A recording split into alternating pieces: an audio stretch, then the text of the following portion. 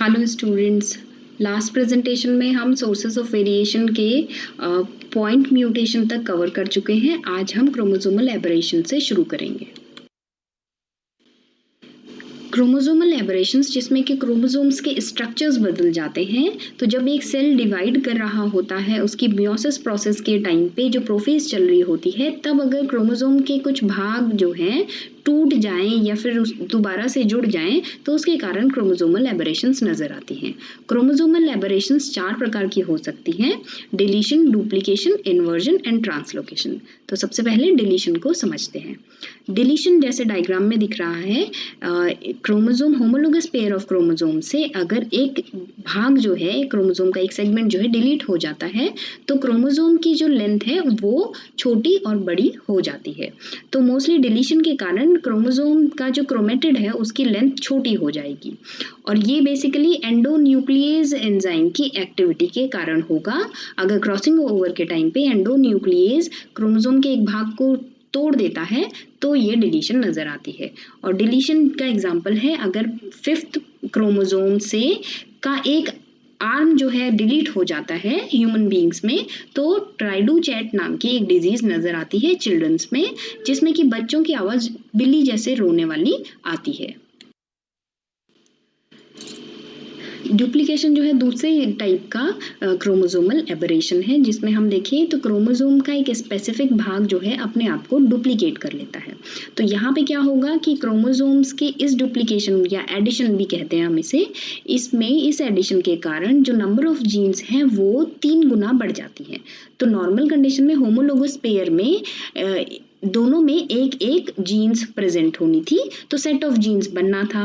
लेकिन यहाँ पे एक और एडिशनल जीन जो है वो रिजेंबल करेगी जब भी डुप्लीकेशन होगा। तो यहाँ पे एग्जांपल से समझें तो बार आई जो है ड्रोसोफिला की, वो डुप्लीकेशन के कारण ओरिजिनेट होती है। तो इसमें एक्स क्रोमोसोम जो होता है उसका एक छोटा सा भाग अपने आप को डुप्लीकेट कर लेता है, जिसके कारण ड्रोसोफिला की आईज जो है वो बार्ड नजर आती हैं। तीसरे तरीके का क्रोमोसोमल एबरेशन है इन्वर्जन, जिसमें कि क्रोमोसोम का एक भाग जो है वो पहले टूट जाएगा और फिर वो इन्वर्ट हो जाएगा, उल्टा हो जाएगा और दोबारा से उसी लोकेशन पे चिपक जाएगा जहां से वो निकला है। लेकिन जो जीन्स पहले नीचे थी वो अब ऊपर आ जाएंगी और जो ऊपर वाली जीन्स थी वो नीचे आ जाएंगी। तो इन्वर्जन में फिगर में देख रहे होंगे आप लोग, तो इसमें सर्टेन जो सीक्वेंस है जीन्स का वो बदल जाएगा, और ये क्रॉसिंग ओवर के टाइम पे ही ये अगेन जो एब्रेशंस हैं होंगे। इसमें जो है जीन्स ना लॉस्ट होंगी ना गेन होंगी, जैसे हम एडिशन में या डुप्लीकेशन में या फिर हम सब्सट्रैक्शन में या फिर डिलीशन में देख रहे थे। तो इसमें जो है आपकी कोई जीन ऐड ना लॉस कुछ भी नहीं होंगी, लेकिन जीन्स की लोकेशन जो है वो बदल जाएगी और अब उनकी सीक्वेंसिंग जो है क्रोमोसोम में चेंज हो गई है ड्यू टू इन्वर्जन, और इसके कारण भी वेरिएशंस नजर आएंगे। चौथे टाइप का क्रोमोसोमल एबरेशन होगा ट्रांसलोकेशन, जिसमें कि क्रोमोसोम्स का एक सीक्वेंस जो है, एक होमोलोगस पेयर ऑफ क्रोमोसोम का एक सीक्वेंस उठ के टूट जाएगा और ये टूट के non homologous pair of chromosome की तरफ चला जाएगा। तो हम फिगर में देख रहे हैं यहाँ पे ग्रीन कलर का क्रोमोसोम जो है वो टूट के रेड कलर में चला जा रहा है और रेड कलर का क्रोमोसोम जो है वो वापस ग्रीन कलर के सेगमेंट में आ जा रहा है। तो इसे हम ट्रांसलोकेशन कह रहे हैं। एक ग्रीन कलर का सेगमेंट ट्रांसफर होकर रेड में और रेड का वापस ग्रीन में आ गया, जिसके वजह से एक नई फॉर्म ऑफ क्रोमोसोम फॉर्म हो गई, जिसमें कि रेड में ग्रीन कलर का क्रोमोसोम और ग्रीन में रेड कलर का क्रोमोसोम का कुछ भाग आ जाता है। तो ये डिलीशन और डुप्लीकेशन जैसा नहीं होगा, लेकिन इसमें जो लोकेशन है जीन्स की वो बदल जाएगी। तो क्रोमोसोम नंबर 1 में जैसे जीन्स थी तो वो क्रोमोसोम नंबर 2 में चली गई, तो इस तरीके से ट्रांसलोकेट हो जाएंगी और 2 की 1 में आ गई। तो ये ट्रांसलोकेशन का एग्जाम्पल होगा। जैसे हम देखें ड्रोसोफिला की जो 6 स्पीसीज हैं वो इसी ट्रांसलोकेशन के एग्जाम्पल को शो करती है। तो एंसेस्टर जो ड्रोसोफिला विरिलिस था उसके पास 6 पेयर ऑफ क्रोमोसोम्स थे, और उन 6 पेयर ऑफ क्रोमोसोम्स में इसी तरीके की ट्रांसलोकेशन हुई, जिसके कारण 6 डिफरेंट स्पीसीज ऑफ ड्रोसोफिला जो है नजर आती है। तो this cause variation among the species. Aneuploidy में क्रोमोसोम्स के नंबर्स जो हैं वो घट या बढ़ जाते हैं। तो यहाँ पे एक क्रोमोसोम या तो घट जाएगा या बढ़ जाएगा। तो एडिशन और सब्सट्रैक्शन ऑफ अ क्रोमोसोम या कुछ क्रोमोसोम्स का जुड़ना और घटना एन्यूप्लॉइडी कहलाएगा। तो देखिए, हम अगर नॉन डिसजंक्शन होता है क्रोमोसोम्स में, अगर सही से क्रॉसिंग ओवर नहीं होती है, तो जो मियोसिस प्रोसेस है उससे जब गैमीट्स बनते हैं तो गैमीट्स में half the number of chromosomes रहने थे, लेकिन नॉन डिसजंक्शन के कारण मियोसिस से जो गैमीट्स बनेंगे उसमें gametes half the number of chromosomes होने के बजाय n+1 या n-1 के फॉर्म में प्रोड्यूस होंगे। और जब गैमीट्स n+1 और n-1 के फॉर्म में प्रोड्यूस होंगे तो एक क्रोमोसोम बढ़ या घट जाएगा, और एक क्रोमोसोम बढ़ने और घटने के कारण गैमीट्स जब जाइगोट बनाएंगे तो उसमें या तो क्रोमोसोम ज़्यादा होगा या कम होगा। तो एग्जाम्पल के फॉर्म में हम देखें तो ट्राइसोमिक का एग्जाम्पल हम देखें, जिसे 2n+1 भी कहते हैं हम। इसमें एक क्रोमोसोम जो है वो बढ़ जाएगा, जैसे सेक्स क्रोमोसोम्स का बढ़ना, तो XXX का होना सुपर फीमेल्स कहलाएगा। वहीं XXY का होना क्लेनीफेल्टर सिंड्रोम कहलाएगा, जो कि मेल्स में होंगे। तो नॉर्मल कंडीशन में XX क्रोमोसोम मेल्स फीमेल्स में होते हैं, वहीं XY क्रोमोसोम्स नॉर्मल कंडीशन में मेल्स में होते हैं। और अगर इनमें बढ़ जाते हैं क्रोमोसोम नंबर तो देयर इज अ डिफेक्ट, उसे हम ट्राइसोमिक कहेंगे। मोनोसोमिक में हम देखें तो मोनोसोमिक में 2n-1 का केस आएगा, जिसमें हम टर्नर सिंड्रोम का मेंशन करते हैं, जिसमें XO यानी कि X के साथ या तो Y गायब हो जाएगा या फिर X के साथ वाला X गायब हो जाएगा, जिसके कारण टर्नर सिंड्रोम नजर आएगा।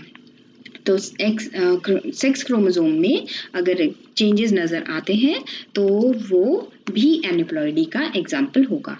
एन्यूप्लॉइडी जो है वो अधिकतर एबनॉर्मेलिटी कॉज करता है। अगर जब मियोसिस हो रही हो उस टाइम पे एनवायरमेंटल कंडीशन अगर सही ना हो तो फिर एन्यूप्लॉइडी के थ्रू वेरिएशंस नज़र आते हैं।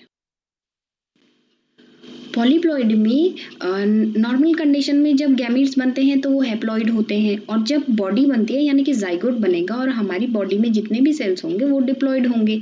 लेकिन अगर पॉलीप्लॉइडी का कोई फिनोमेना नज़र आता है तो it means there is a change in the population. तो यहाँ पे क्रोमोसोम्स के पॉलीप्लॉइडी में क्रोमोसोम्स का एंटायर सेट जो है, हैप्लॉइड सेट जो है वो बढ़ जाएगा।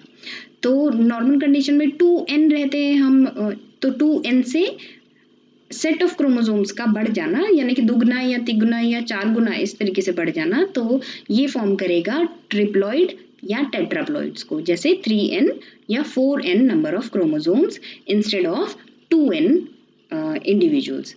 तो अगर क्रॉसिंग ओवर के टाइम पे गैमीट्स जो हैं वो आपके डिप्लॉइड होते हैं तो इस तरीके के फिनोमेना नजर आते हैं पॉलीप्लॉइडी वाले।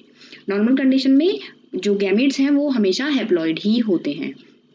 इस तरीके की पॉलीप्लॉइडी के कारण जो ऑफस्प्रिंग प्रोड्यूस होते हैं वो स्टेराइल होते हैं, लेकिन प्लांट्स में वेजिटेटिव रिप्रोडक्शन के थ्रू जो प्लांट्स हैं वो ऑफस्प्रिंग प्रोड्यूस कर सकते हैं। हॉर्टिकल्चर में हम देखते हैं कि कॉल्चिसिन जो एक केमिकल है जो कॉल्चिकम ऑटमनेल नाम के प्लांट के सीड से निकाला जाता है, उससे पॉलीप्लॉइडी जो है करवाई जाती है प्लांट्स में, ताकि बेटर हाइब्रिड्स जो है हम बना सकें। और ये जो है पॉलीप्लॉइडी ये एनिमल्स में बहुत कम सक्सेसफुल है, लेकिन कुछ एनिमल्स जो पार्थेनोजेनेसिस शो करते हैं उनमें ये दिखाई देता है पॉलीप्लॉइडी, जैसे shrimps, isopods, moths, beetle flies, mostly insects में ये फिनोमेना नजर आता है। दो अलग अलग स्पीसीज जब आपस में मेट करती हैं तो उनसे जो ऑफस्प्रिंग प्रोड्यूस होता है वो हाइब्रिड कहलाता है, और इस फिनोमेना को हम हाइब्रिडाइजेशन कहते हैं। और यहाँ पे जो हाइब्रिड प्रोड्यूस होते हैं वो स्टेराइल होते हैं अधिकतर एनिमल्स के केस में। प्लांट में वेजिटेटिव रिप्रोडक्शन होती है तो इसलिए वहाँ पे ऐसा नहीं होता है। और स्टेराइल वो होते हैं जो अपने न्यू वंस को प्रोड्यूस करने में इनकैपेबल रहते हैं। तो एग्जाम्पल है जैसे रेफेनोब्रेसिका जो रेडिश और कैबेज के फ्यूजन से बनती है, इसमें 18 क्रोमोसोम्स होते हैं। वहीं हम देखिए तो एनिमल्स में लायन और टाइगर के मेटिंग से जो प्रोड्यूस होगा लाइगर, वो एक हाइब्रिड होगा। हॉर्सेस और डंकीज जब आपस में मेट करेंगे तो उनसे जो म्यूल प्रोड्यूस होगा जिसके पास 63 क्रोमोसोम्स होंगे, वो एक हाइब्रिड का एग्जाम्पल है। तो हाइब्रिडाइजेशन के कारण भी जो है इंडिविजुअल्स में वेरिएशंस या वेराइटीज नजर आती हैं।